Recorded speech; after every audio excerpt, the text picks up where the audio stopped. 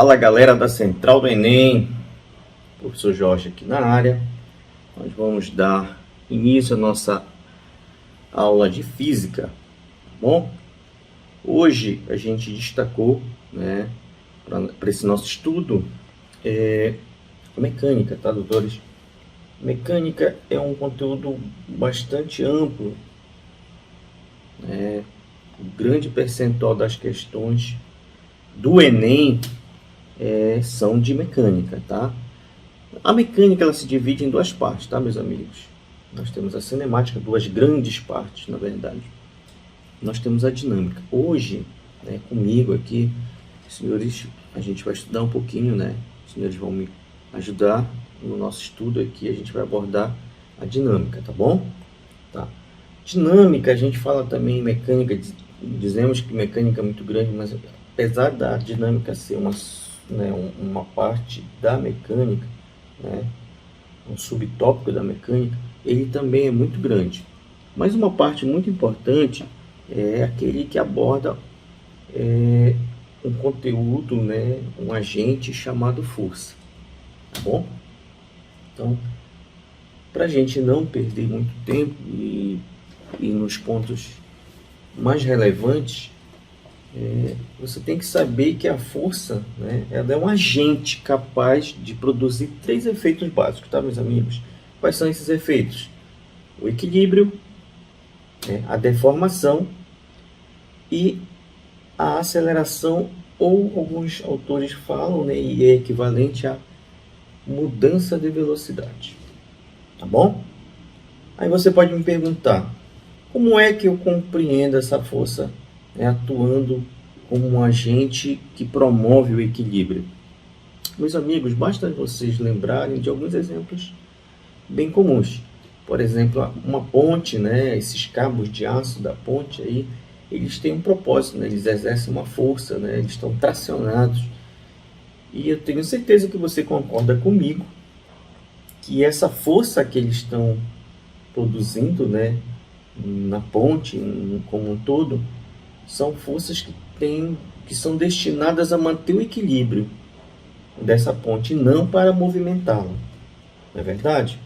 Também a gente pode citar, por exemplo, as pilastras, as vigas, de sustentação de uma casa, de uma cobertura, de um prédio. Então, essas forças que são aplicadas, eles se destinam a manter o equilíbrio, tá? Doutores, mas a gente pode também lembrar que as forças elas provocam deformação, como um exemplo aqui. Quando você pega um objeto, no caso do nosso exemplo aqui, é uma lata, e nós aplicamos uma força e essa força foi capaz de causar uma deformação, Temos outros exemplos também, por exemplo, um motor de um carro promove, a força ela é transmitida, então um sistema de transmissão para o carro, e esse carro ele vindo a chocar-se com um objeto, essa força aí, ela promoveu a deformação da lataria do carro, ok? E a aceleração, doutores, é basicamente, como a gente disse, a mudança de velocidade. Então, uma força aplicada, um chute numa bola, ela vai ganhar velocidade se ela estivesse parado, ou então mesmo em movimento e você chutou essa bola, ela alterou a velocidade, por isso ela teve aceleração. Tranquilos? Poderia ser você empurrando um objeto, então a força ela provocou essa mudança de velocidade, ou seja, ela alterou o estado de movimento, em resumo, a aceleração. Muito bem, meus amigos, a força ela pode ser classificada, tá bom? Em uma das classificações bem comuns e que é utilizada, que a maioria dos livros traz, é uma classificação quanto à natureza, tá bom? Então, as forças podem ser forças de contato, o nome já diz, a necessidade do contato, da interação entre as superfícies. Então, forças de contato e forças de campo, tá? Forças de contato as superfícies dos corpos elas se interagem, né? A junção, o contato, a interação íntima das superfícies. Beleza? Dá um exemplo aí, professor. Olha, uma força, né? Quando uma pessoa empurra um objeto, uma caixa, um carro, etc. Né? Puxa alguma coisa com uma corda. A gente está exemplificando aí com um cabo de guerra, né? Ou então um chute na bola, né? A contato das superfícies. Tudo bem? As forças de campo, meu amigo, não há esse contato. Ela se dá de forma à distância, né? É uma ação à distância. A gente diz que elas se dão através das linhas de campo, tá bom? São famosas essas forças, né? Por exemplo, a força de atração gravitacional, né? Um corpo caindo, né? A ação deste campo gravitacional nesse corpo caindo, ok? Também nós podemos falar da força elétrica. Você, meu querido aluno, que concluiu já o terceiro ano, né? Ou está concluindo o terceiro ano. E a gente sabe das leis de Coulomb, né? Cargas de mesmo sinal se repelem. Então, há força elétrica de repulsão. E, no caso aqui, embaixo aqui na figura, doutores, observem que a gente tem também a atração. Olha só, cargas de sinais opostos se atraem. É a força elétrica. Beleza? E mais uma força que se dá através de linha de campo é a força magnética. Tá bom? Então a gente sabe que o ímã, né, ele não necessita, né, o ímã aqui não necessita de que o objeto encoste nele. Basta, né, aproximar um objeto metálico do ímã que a gente vai sentir uma força de atração. Tranquilo? E se forem dois ímãs, né, de mesmo polo, a tendência é a repulsão, né, o afastamento de um em relação ao outro. Beleza. Então, olha só. Nessa toada de força, não podemos deixar de mencionar, de comentar, de trabalhar as leis de Newton. Tá bom? Aí você fala, mas Newton tem muitas leis. É verdade, senhores. Nós temos leis de Newton lá na óptica, e em outros campos da física. Contudo, quando a gente está trabalhando em mecânica, né, as leis de Newton que a gente está se referindo, né, são aquelas 3 leis de Newton para a mecânica. Tá bom? Só para reforçar aqui com os senhores, essas leis de Newton, na verdade, não foi exatamente Newton que as concebeu. Na verdade, é uma construção, né? A ciência é uma construção. Então, ele reuniu, né, as observações até de outros grandes e famosos físicos, como Galileu, né? E conseguiu, né, o grande mérito dele, que ele conseguiu reunir aquelas observações, né, no ponto de vista de 3 leis, que a gente vai falar agora, tá bom? A primeira lei, uma lei bem comum e que você provavelmente lembra, que é a lei da inércia, tá? É a primeira lei de Newton, o princípio da inércia, tá bom? E aí, professor, como é que eu compreendo? Doutores, nós temos o enunciado formal, mas a gente vai falar no final o enunciado formal, tá bom? Primeiro a gente tem que ter a compreensão. A compreensão a gente vai obter através de um exemplo, tá bom? Olha só o nosso exemplo aqui que eu estou colocando para os senhores.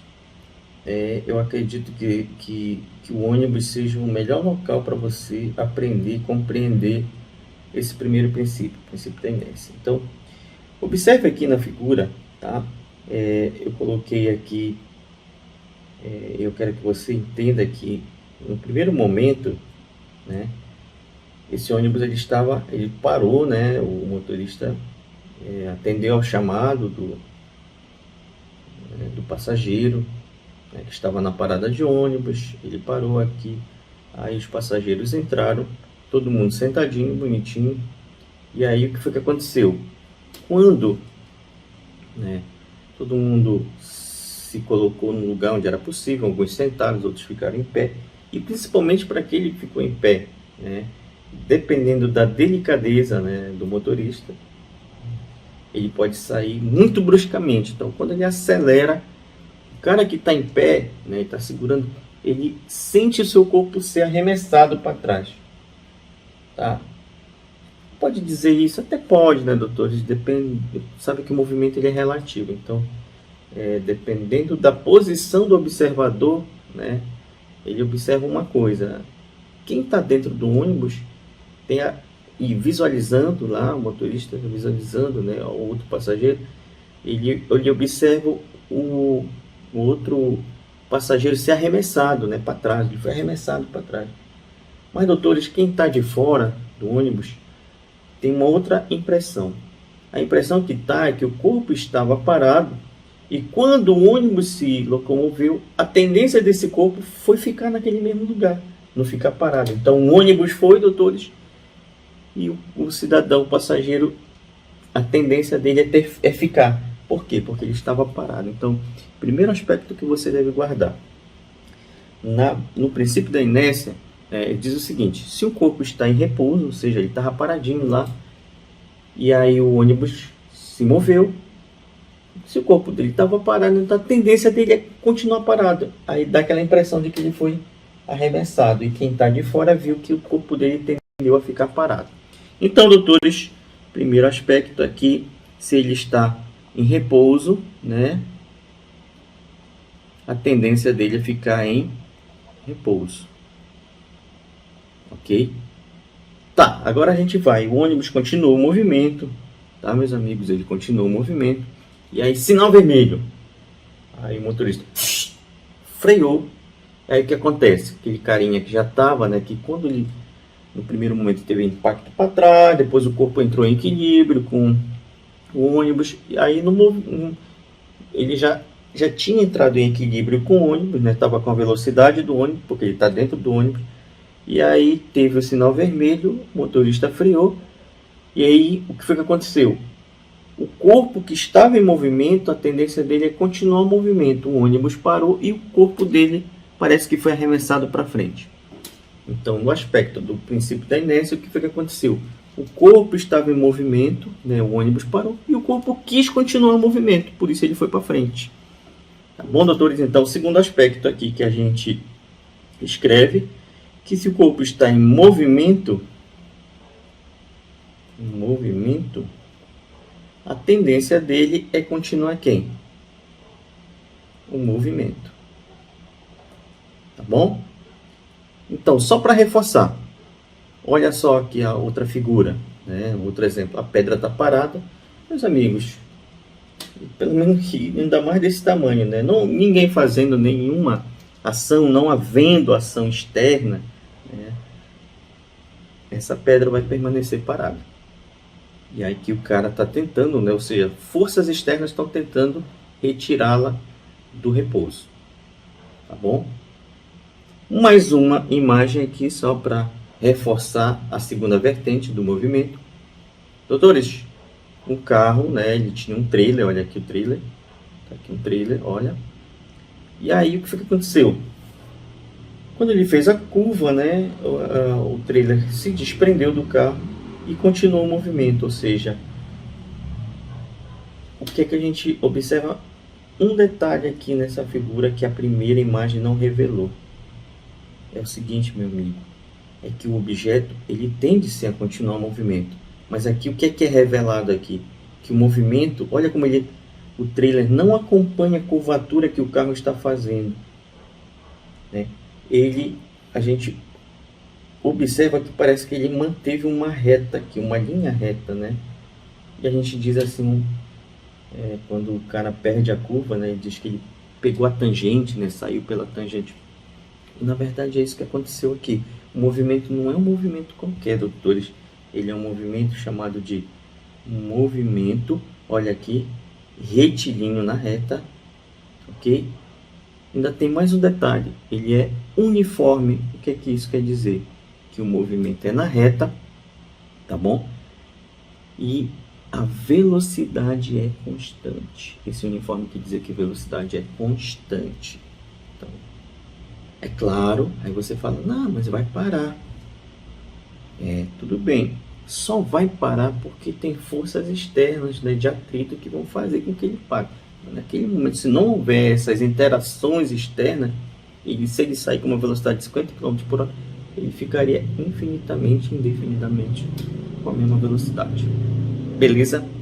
Então, vamos agora, né, através das lindas palavras de Newton, o conceito do princípio da inércia. Todo corpo tende a manter um estado de repouso ou de movimento retilíneo uniforme. Olha, repouso aqui é a nossa primeira vertente aqui, ó, de repouso, ou um movimento retilíneo uniforme, ó, a menos que forças externas provoquem a variação desse movimento. Ou seja, se não tiver interação de nada fora, se o cara está parado, ele vai ficar parado. Se ele está em movimento, ele vai continuar o movimento. Mas não é qualquer movimento. É o MRU. Beleza, meus amigos? Tudo tranquilo? Agora a gente passa, então, para a segunda lei de Newton, tá? Que é o princípio fundamental. Eu diria que das três leis, né? Essa daqui é a lei que nós temos o equacionamento. Tá bom? É aquela que tem a equação. Muito bem, essa lei ela foi obtida experimentalmente, tá? Então, lançou-se, né, um bloco com uma determinada força, observava-se uma certa aceleração, ok? Depois lançou-se novamente com uma força maior, observou-se uma aceleração maior, tá? Mas é interessante que a gente, né, nessa experiência, ela resultou nessa equação aqui, e a gente pode observar que experimentalmente, né, quando ele aplicava a força, olha só, e obtinha uma aceleração, quando ele fazia esse quociente aqui, doutores, ele encontrava um valor que ele chamou de m, que a gente chama, né? Aqui nós estamos chamando de m.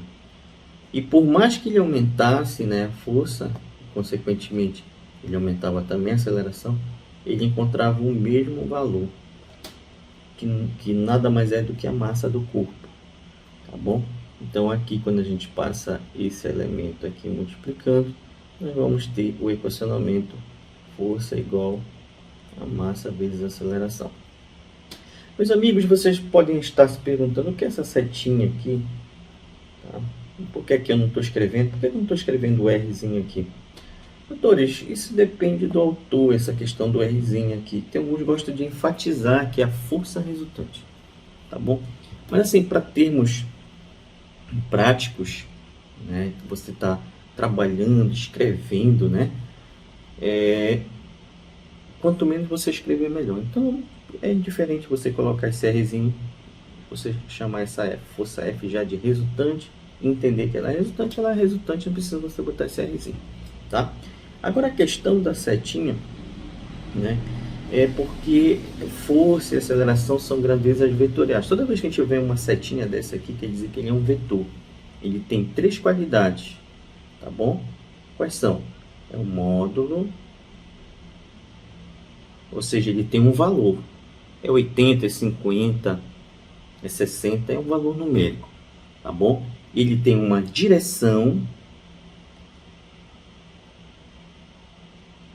Essa direção pode ser horizontal, vertical, 30 graus com a horizontal. Tem várias formas de você se referir a essa direção, tá?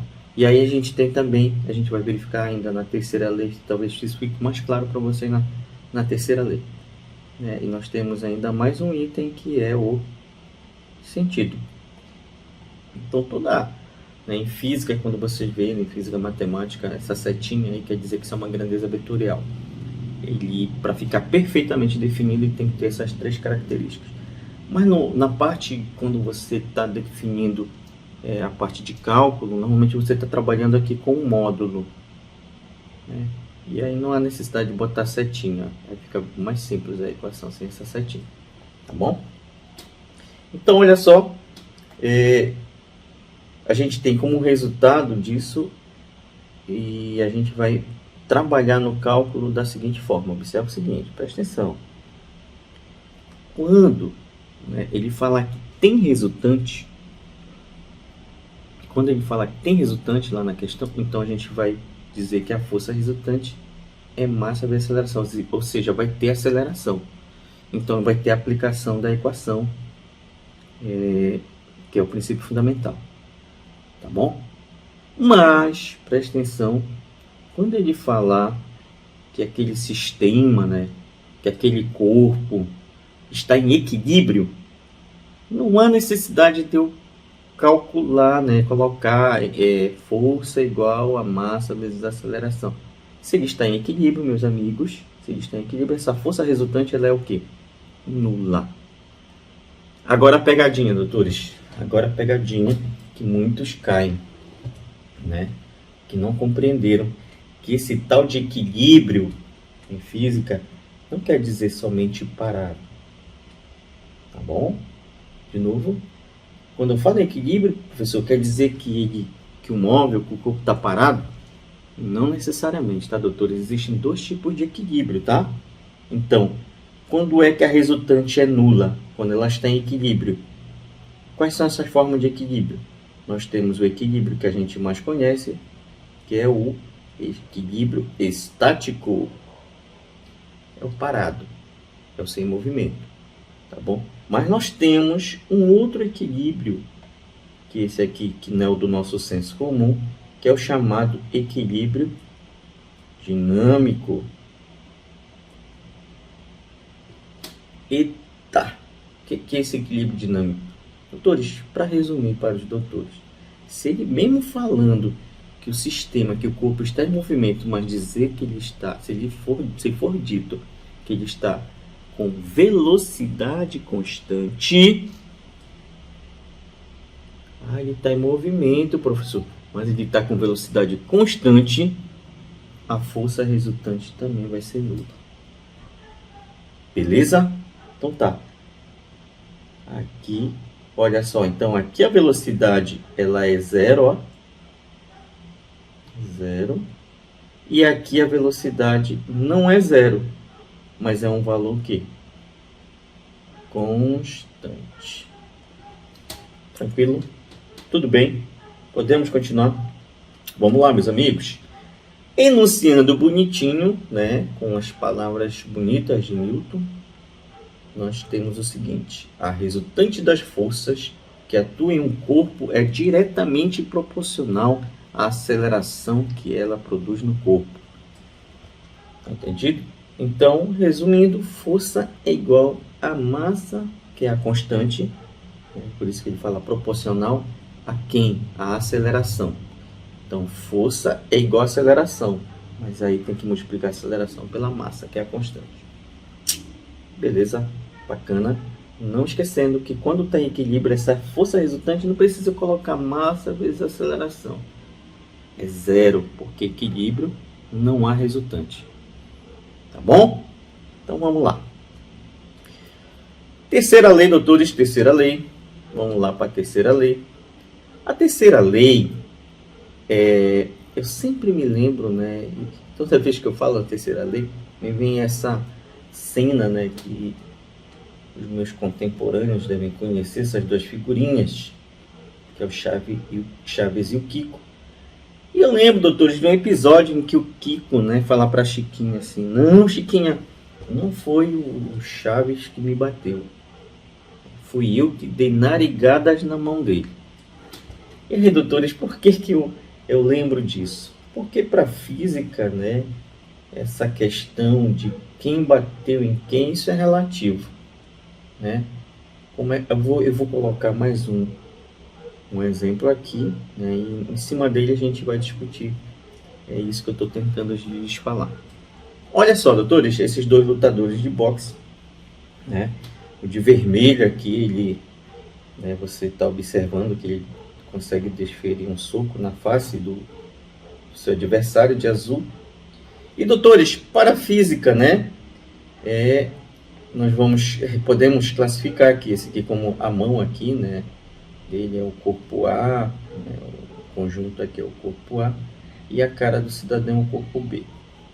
Bacana?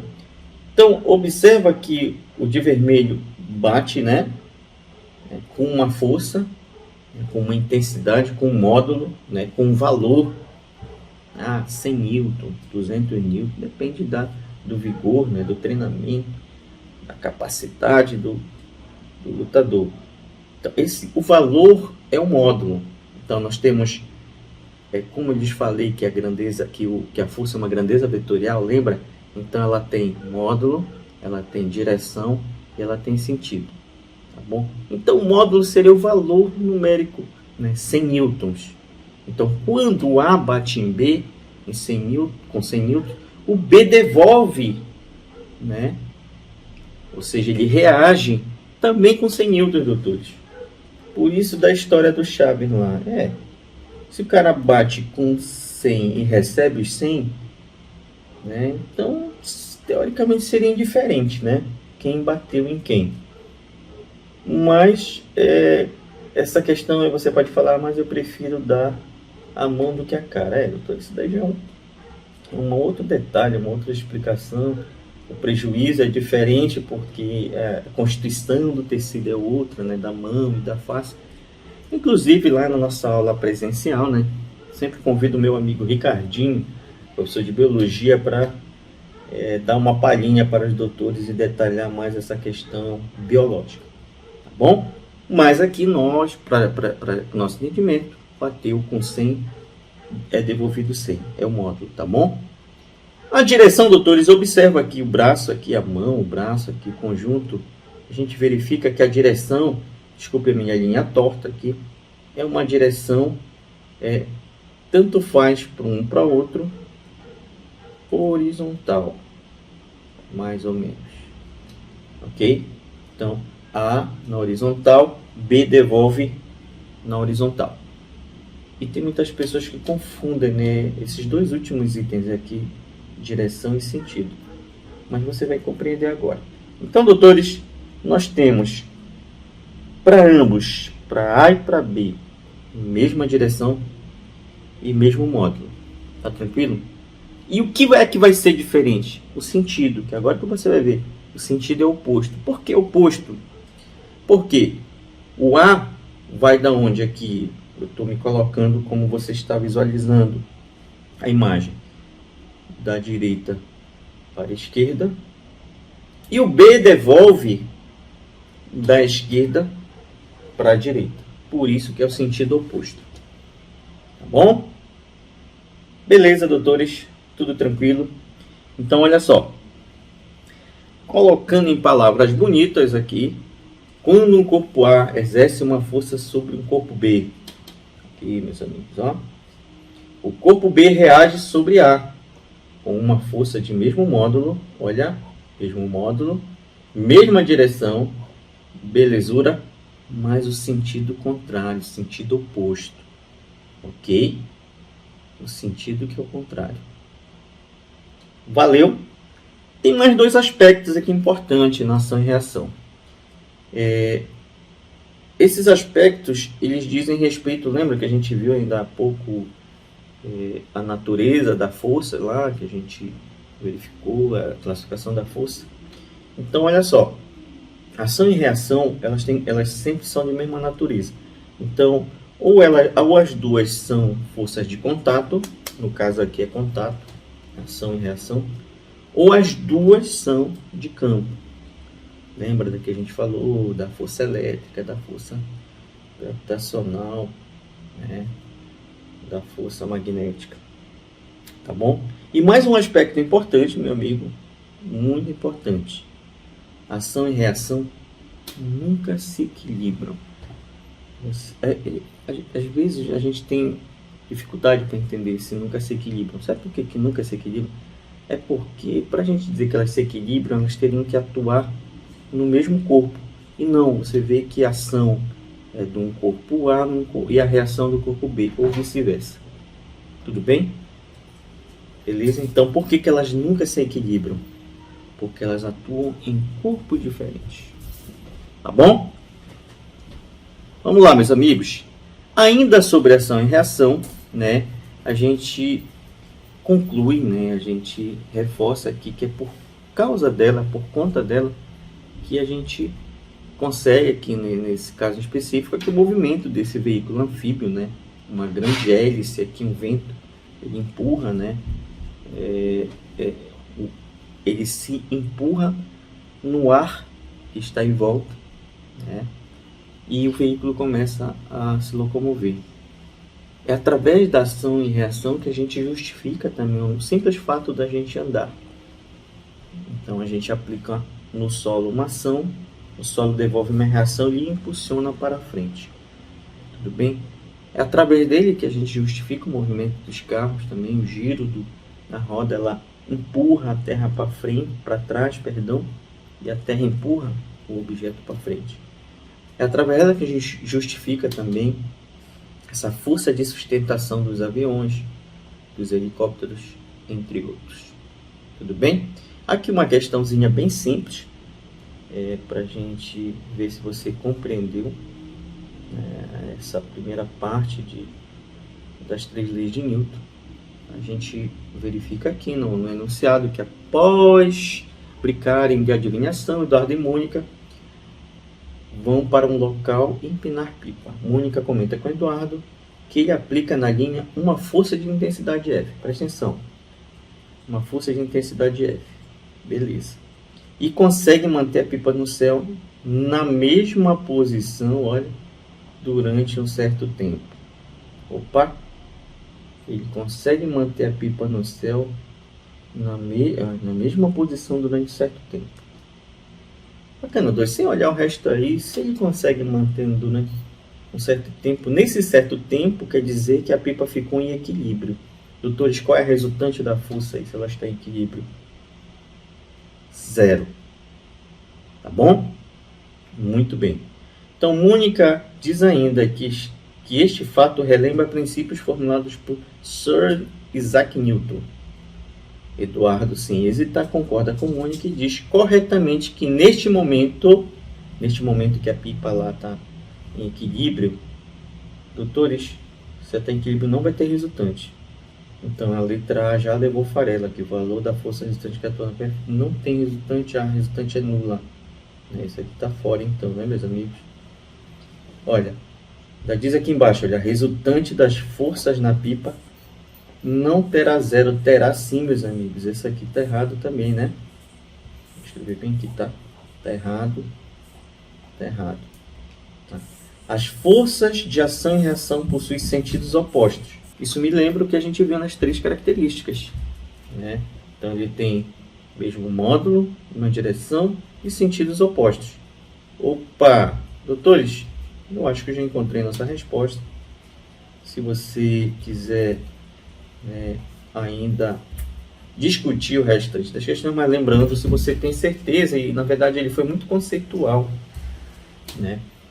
Lembrando que Enem, meus amigos, se você tem certeza, achou a resposta certa, né, marque e vá em frente. Tempo é fundamental, esse ganho de tempo, para que você analise outras questões. Tá bom? Amigos, dando prosseguimento, tem um aspecto importante ainda.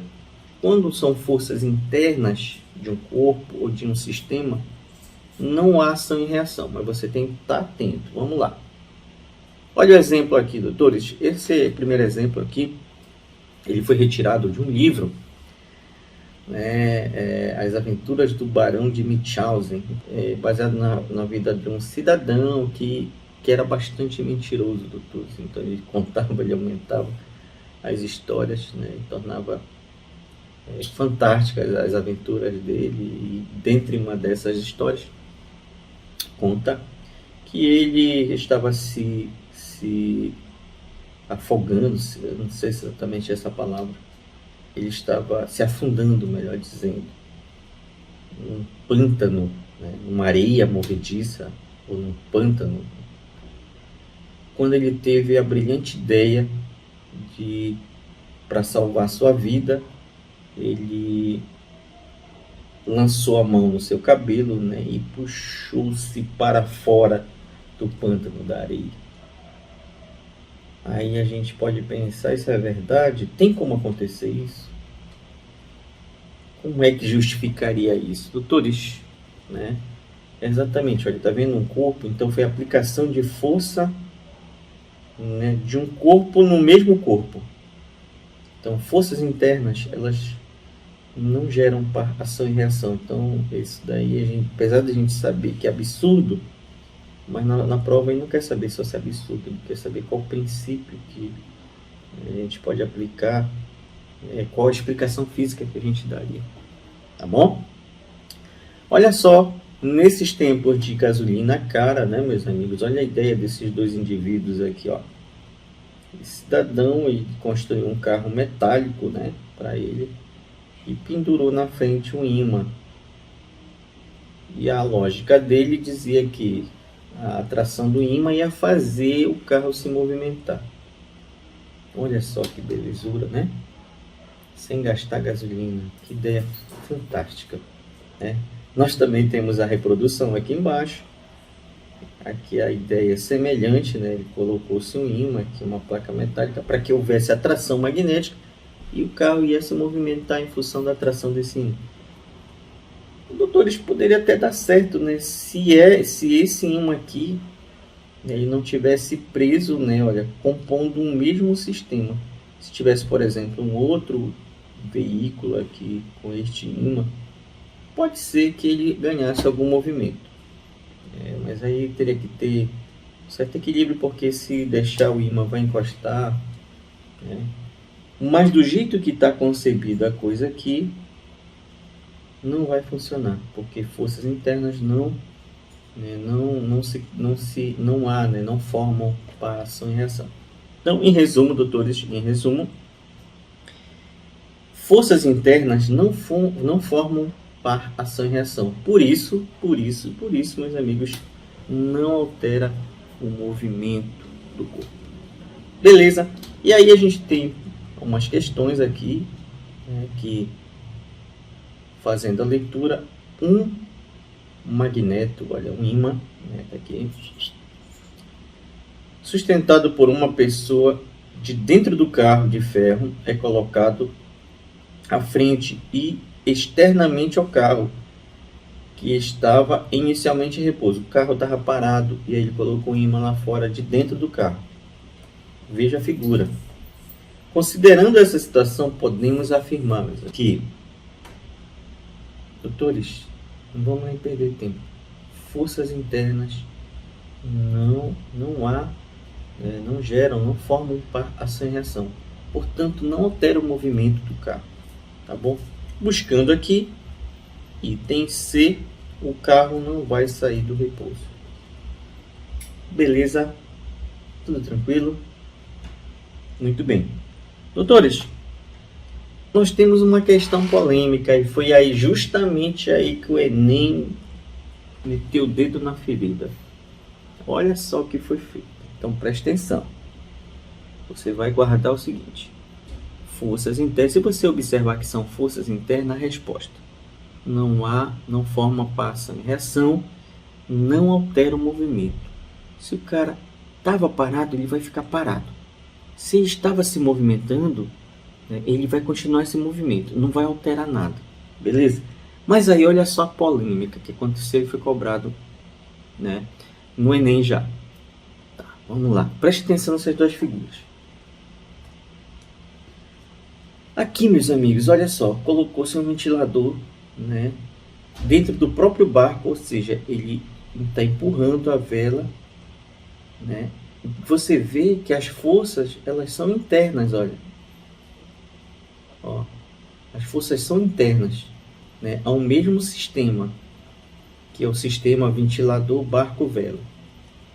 Tá bom? Observa aqui na figura seguinte, o cidadão está dentro, né? Pô, e aí não está conseguindo se movimentar, e idealiza. Isso acontece muito em desenho animado, né?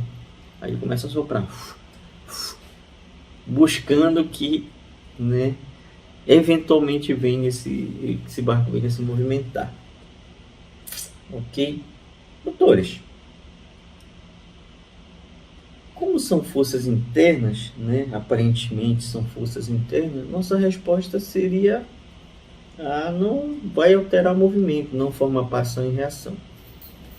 Mas aí, Tem alguma coisa de diferente aí, doutores? A resposta é essa mesmo, não vai alterar, são forças internas? E eu lhe respondo o seguinte: depende, depende. Isso me lembra até uma música, né? Depende, depende. Depende de quê, professor? Olha, doutores, do seguinte: se não lhe for dado muitos detalhes, se a coisa só ficou na sua compreensão, né, a estrutura da questão lhe faça diretamente e sem lhe deixar saída, considerar que aqui é o mesmo sistema e são forças internas, como por exemplo aqui para você entender, nós vamos resolver duas questões. Olha só aqui a primeira questão. A figura a seguir representa um ventilador fixado em um pequeno barco em águas calmas de um certo lago. Quase não sai tudo. A vela se encontra em uma posição fixa e todo o vento soprado pelo ventilador atinge a vela. Nesse contexto e com base nas leis de Newton, é correto afirmar que o funcionamento do ventilador, letra A, aumenta a velocidade do barco. Tá vendo? Ele não te deu muitos detalhes, só falou que foi ventilador numa vela, o vento pega todo nela. Doutores, nesse contexto aí, a gente observa que são forças internas do mesmo sistema. Não me deixou saída, não me deu detalhes de nada, de vela, do exterior, de qualquer coisa, não me detalhou. Não tenho saída a não ser considerar o seguinte: são forças internas do mesmo sistema, né? E aí o que vai acontecer? O movimento não forma uma ação e reação, portanto não altera o movimento. Então olha só, letra D, não altera o movimento do barco. Tá tranquilo? Viu como eu não tive saída, não tive mais informações, não teve como analisar, tá? Mas olha só o que o Enem fez aí. Outra nossa nova questão aqui. Próxima questão. Essa foi a questão do Enem de 2018, doutores. Olha só. Em desenhos animados é comum vermos a personagem tentando impulsionar o barco soprando o ar contra a vela. Você já deve ter assistido alguns desenhos desses. Para compensar a falta de vento. Algumas vezes usam o próprio fôlego, foles ou ventiladores. Estudantes de um laboratório didático resolveram investigar a possibilidade. Para isso, usaram dois pequenos carros de plástico, A e B. Instalaram, o A e B está aqui embaixo, ó. Instalaram sobre estes pequenas ventoinhas e fixaram verticalmente uma cartolina de curva parabólica. Preste atenção nisso aqui. Uma cartolina de curva parabólica para desempenhar uma função análoga à vela de um barco. No carro B, inverteu-se o sentido da ventoinha. Ok, e manteve-se a vela, a fim de manter as características de um barco, massa e formato da cartolina. As figuras representam os carros produzidos. A montagem do carro A busca simular a situação dos desenhos animados. Esse aqui que parece com um desenho animado. Tá bom? Pois a ventoinha está direcionada para a vela.